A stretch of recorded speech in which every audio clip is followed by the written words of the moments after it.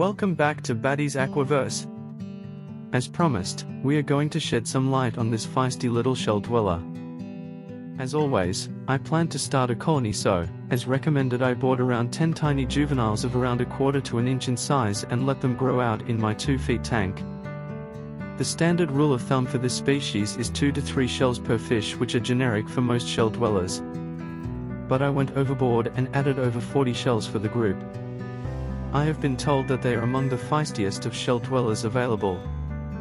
But as you can see, even with abundant shells lying around, it's in their nature to snatch others' shells. As juveniles, they have no color, but as they grow and feel safe, they start morphing into their gold, blue, and brown patchy color. They don't hold this color forever, and they will get brighter and more hues of blue will be prominent as they grow older. I tried to set up their tank structurally as close to their natural habitat as possible. I let the algae build up and let them accumulate over the substrate, shells, and rocks, which gave them a natural feel.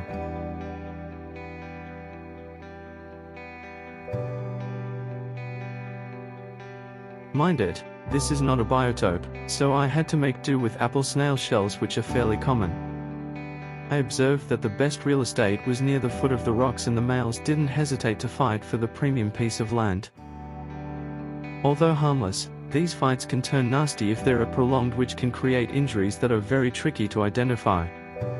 The injured fish will go in the shells and it gets very hard to figure out the next steps. I have lost some fish in this manner. The best way to overcome this is to regularly monitor these little buggers. They are social fishes and they will bond pretty well with their owners. Initially, I used to let nature take its course since I wanted them to be as natural as possible. But, after losing a couple, I've always stepped in when these little bouts used to happen in front of me, and I felt it's time to break them up. It depends on the experience of the owner to understand when to step in. If you get involved too much, they will be wary of you and will only peek from their shells. I always prefer not to dip my hands in their home frequently. They are not very hospitable and will bite you if you wander close to their shells. They prefer hard water, and the higher the TDS, the better they will remain.